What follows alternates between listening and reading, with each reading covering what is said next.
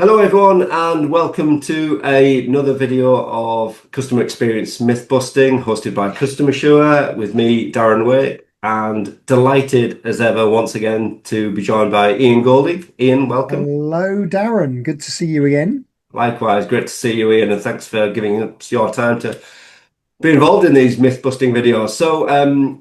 I can't believe anyone hasn't seen these videos before, but if you're new to joining them, welcome, and I hope you find them really useful. So the idea of these short videos is we pose to Ian a customer experience widely held belief, and Ian will mull over it, give his insights and expertise on it, and ultimately decide, is it a myth or isn't it? Is it fact or is it fiction?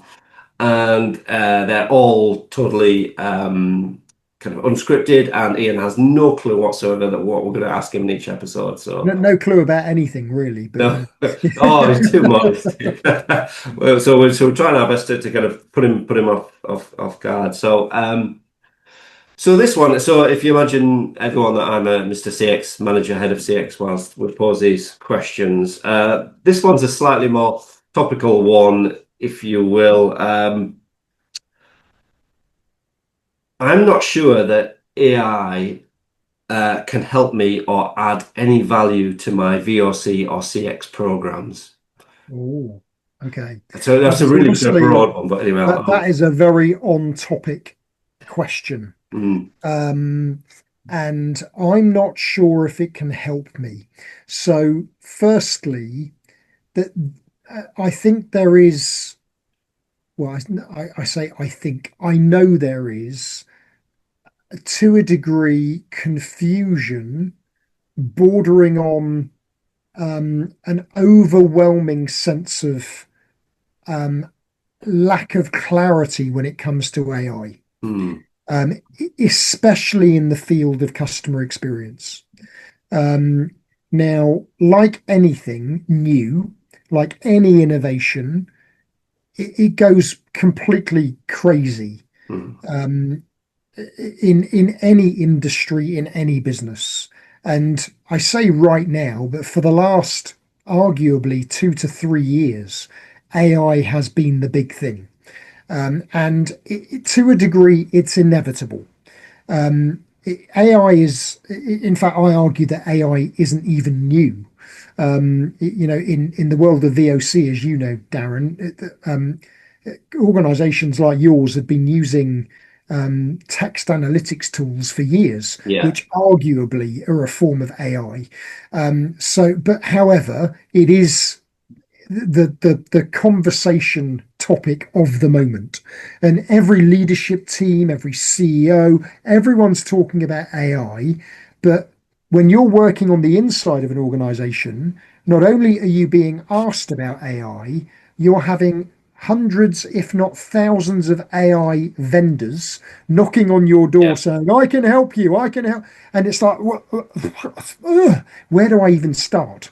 Yeah. And I think that's really the issue. The reason I use the word inevitable is that AI is just another demonstration of how technology will continue to play an increasingly important role in our lives. I don't know what's going to come after AI. There will be something else, and it's just going to keep gathering pace. And as customer experience professionals, we've got to ask ourselves, how do we respond when new technology comes along? Mm, How can we explain to the decision makers how that technology can help us to improve the customer experience? Because that's our role.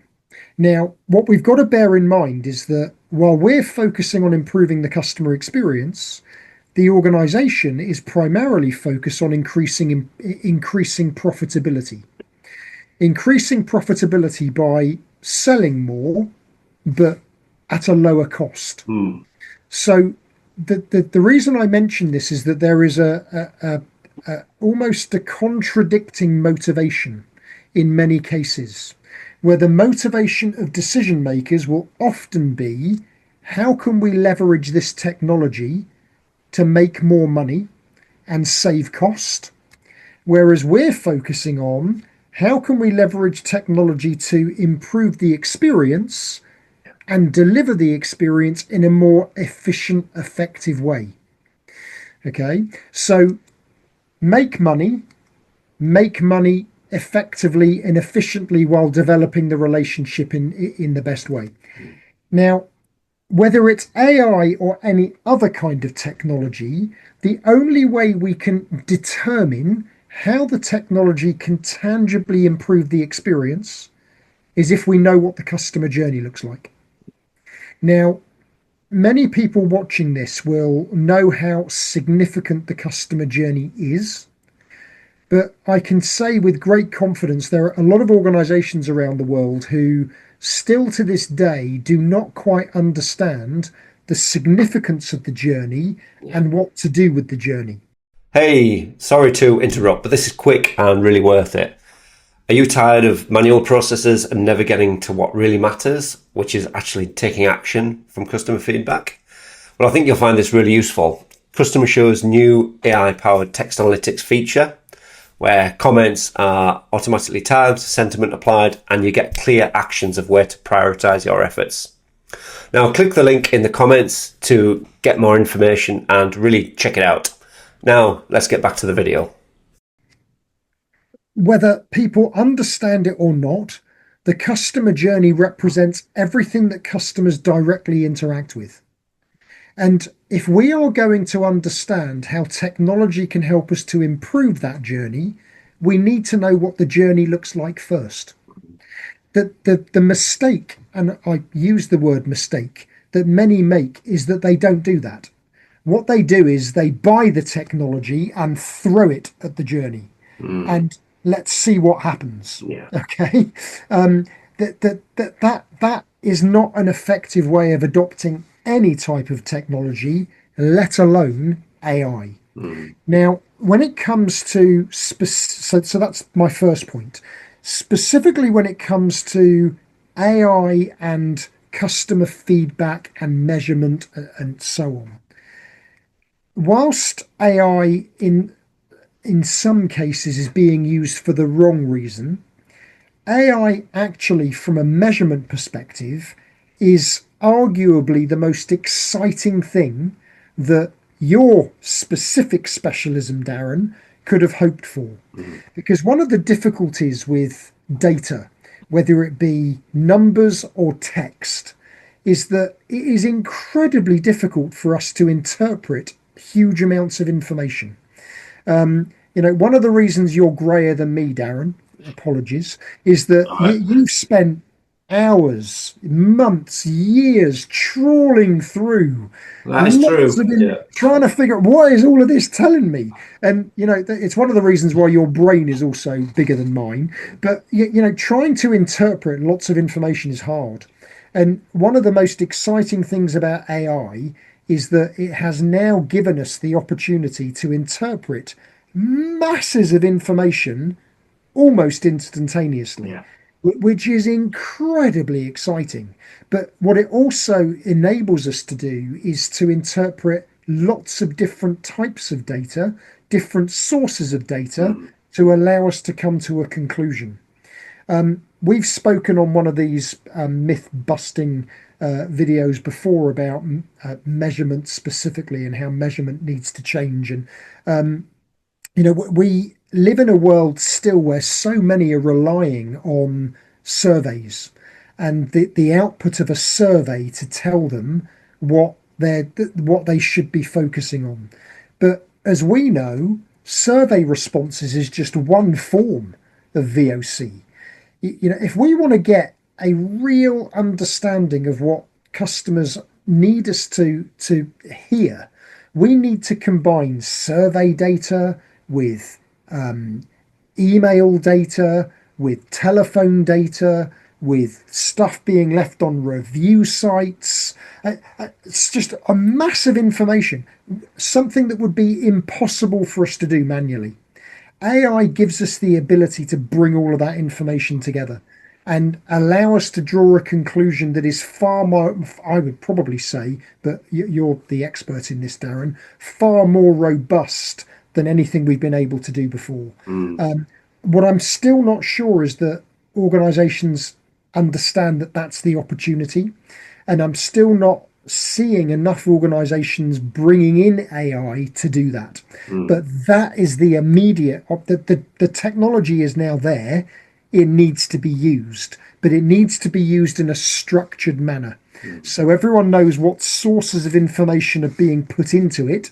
So when you get the conclusion, you know where that conclusion has come from. So the question, it's not a myth. It is actually remind me of the question. It was basically, I'm not sure that it could actually help me. So it is a myth. Yeah, So yeah, yeah, it's absolutely a myth, a big myth. But you've got to know what the journey looks like first, yeah, yeah. because you've got to make sure that what you're interpreting is representative of that end-to-end journey and where all of the sources of information are coming from Mm. to help you understand the journey. So 100% myth. Yeah, yeah. Do you agree, No, Darren? Absolutely. Yeah, some great observations there. Ian. What I would say is there's an awful lot of noise. Anyone that's watching these videos Mm, will be, let's say, bamboozled by the sheer noise that's being created and a lot of nonsense as well being spouted. And you're right, we say a lot of the kind of text analytics is kind of been around for a long, long time. And there's an awful lot of peddling of vendors peddling a lot of stuff just to kind of sell more product, basically. So this is the choppy waters that CX teams and CX leaders have got to navigate. What I would say is clarity of thinking. I agree about the journey, about what's driving satisfaction, and what you're going to do with it, rather than thinking this new shiny thing, we need it because the people at the top saying you've got to have yeah, this because our competitors are getting it, and then thinking where can we use it is the wrong way to think about it, really. I think the fundamentals of CX approach and strategy remain the same.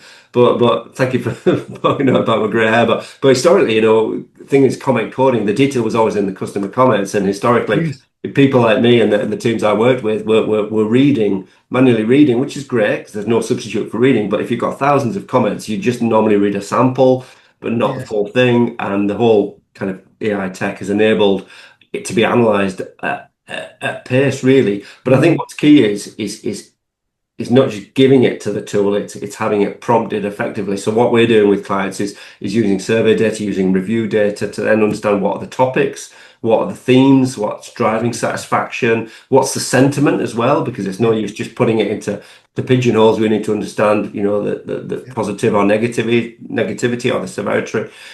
That's what will give you the clues to where you then focus your efforts, and it'll quantify it far quicker than an army of people reading a sample of comments can ever do. So that's the opportunity with it. And a question, I'm going to throw a myth back to you. Mm. Okay, so this is unscripted. So Yeah, here's myth or not, Darren. Using AI in this way is expensive. that is a myth. It's actually inexpensive. So people think it's going to cost the earth actually, but really, the truth is it's actually built on one of the kind of AI platforms that's typically out there, OpenAI or DeepSeek, Mm, or companies are not typically producing their own AI model. That's why yes, companies have yes, spent billions doing it. But Copilot's often used as well. So yeah, yeah. yeah, it's a myth. What was your take on that, Ian? Do you agree? No, I agree. It's not difficult, and it's here now. Yeah, it So is. if you're not, my view is if you are not using AI now Mm. to determine your uh, what customer perception really is in your organization, you need to speak to Darren Wake. Yeah, it is. That's Well, my we're using it now with clients. I mean, this, get my 1 minute sales plug for customer show, but we're using it here and now. It's no use saying it's coming down the tracks. No, it's here now. We're using it with clients, and it's dare I say, transforming their business in terms of giving them insights as to where they need to prioritize their efforts. We talked on a previous video about the kind of macro areas to make improvements, and getting the evidence to say actually when it comes to getting resource, finances, effort, teams allocated to a problem, then this can quantify it to immediately say actually this is a real hot potato or topic area that where we need to Absolutely. it'll have the biggest bang for our buck where we need to make those improvements. So fantastic. thanks once again, Ian, for another Pleasure. really insightful conversation. I hope everyone who's watching and engaging with these myth busting videos is finding it really useful as well. We'll be doing more of them. Hopefully, you'll all be delighted to hear, and hopefully, Ian, you'll be happy to join more of these videos. As all, you can put the check in the post, Darren, no problem. Yeah, definitely will.